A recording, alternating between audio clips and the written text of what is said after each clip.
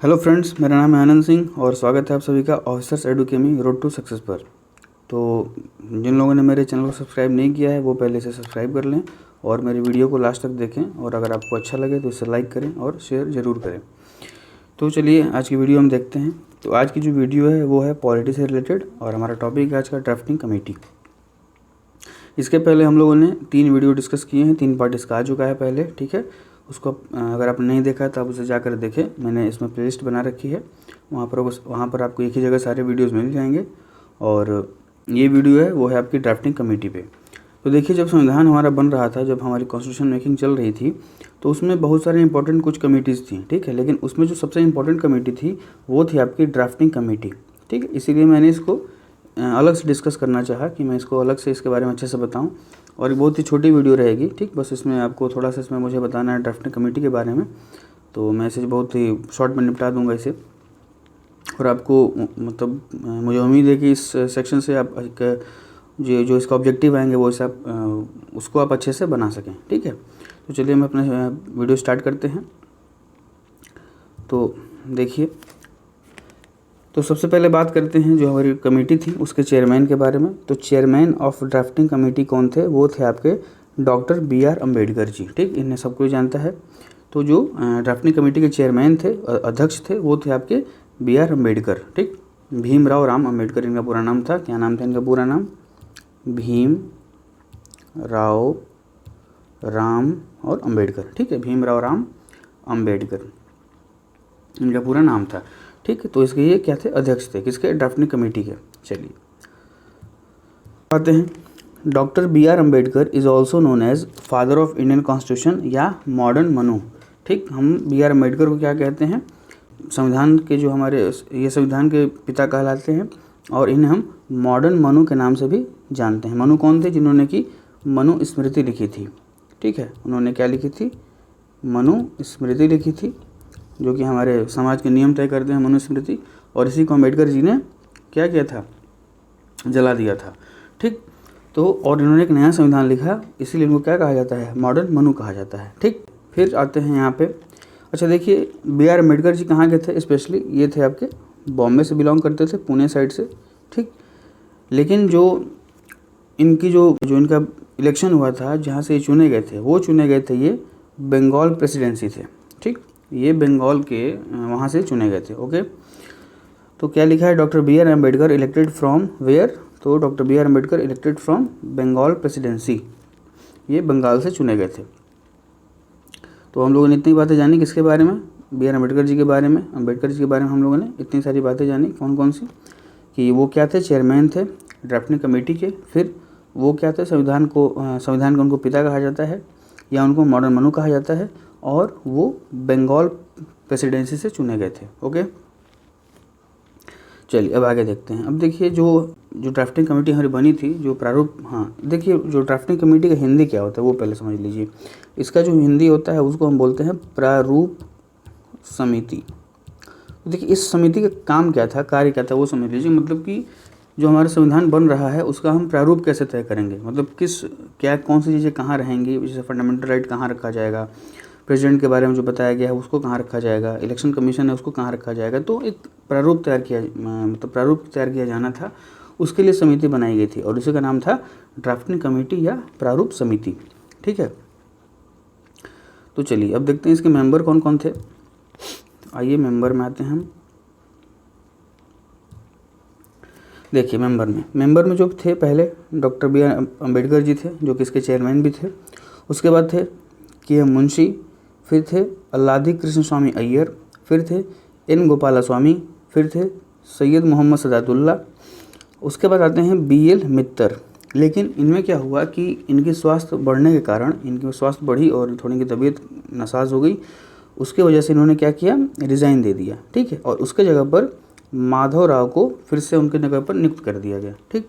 तो अगर पूछ दे कि B.L. मित्तर की जगह पर कौन आया था, तो वो थे आपके माधव राव जी। तो B.L. मित्तर की जगह पर किसको लाया गया था? माधव राव को लाया गया था, ओके।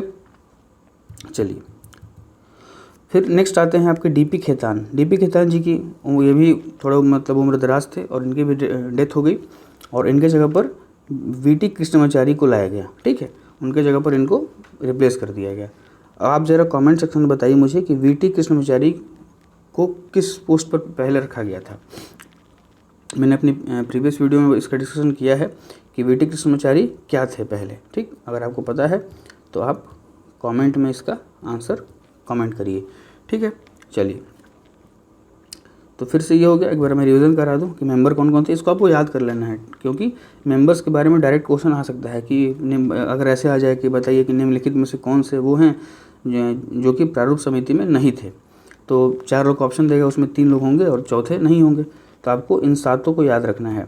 ठीक, तो पहले थे बी आर अम्बेडकर जी, दूसरे के एम मुंशी, तीसरे अलादी कृष्ण स्वामी अय्यर, चौथे एन गोपाला स्वामी, 5वें सैयद मोहम्मद सादातुल्लाह, छठे बी एल मित्तर जिन्होंने कि रिज़ाइन कर दिया और उनके जगह पर कौन आ गए, माधव राव आ गए।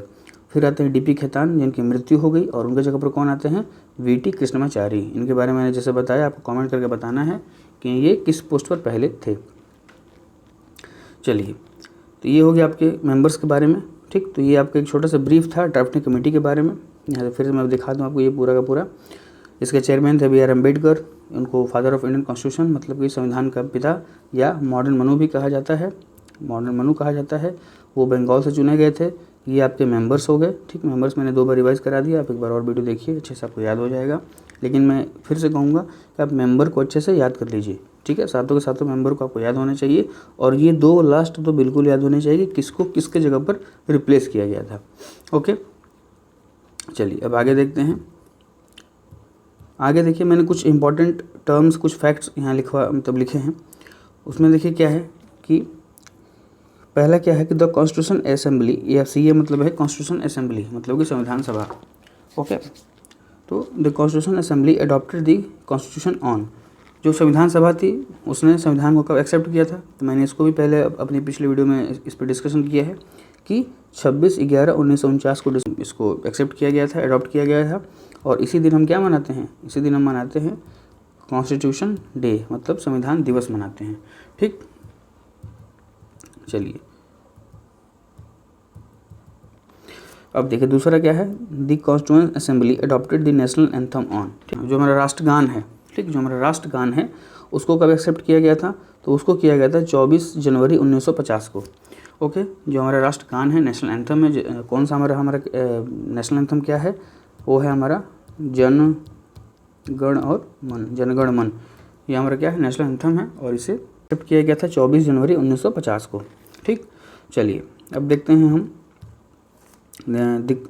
थर्ड पे आते हैं। यहाँ पर the constituent assembly adopted the national song on, तो राष्ट्रीय गीत, नेशनल सॉन्ग मतलब राष्ट्रीय गीत कब अडॉप्ट किया गया, तो उसको भी उसी दिन अडॉप्ट किया गया, कब, 24 जनवरी 1950 को।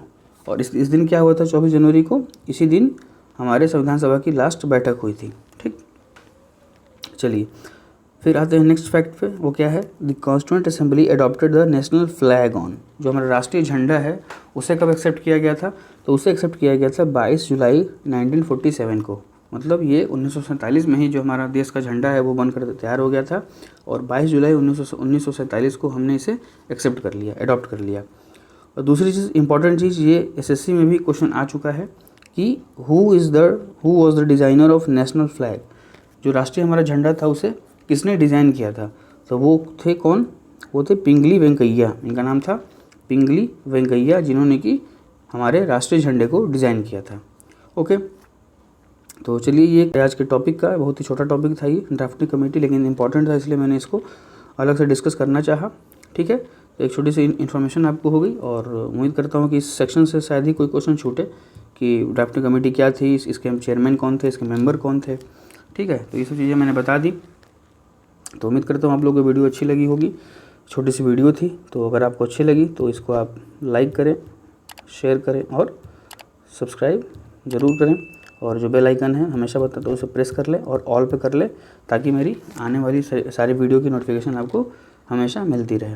ठीक, और दूसरी चीज़, मेरी हर वीडियो की जो PDF है वो आपको डिस्क्रिप्शन बॉक्स में अटैच मिलेगी, वो जो कि बिल्कुल फ्री है। आप बिल्कुल उसे डाउनलोड करिए, उसे पढ़िए, मेरी वीडियो देखिए और उम्मीद करता हूँ कि मैं जो टॉपिक बताता हूँ उससे शायद ही कोई क्वेश्चन बाहर आए आपके ऑब्जेक्टिव्स में। ठीक, तो तब तक के लिए धन्यवाद और मेरे साथ जुड़े रहिए मेरे आगे की वीडियोज़ के लिए।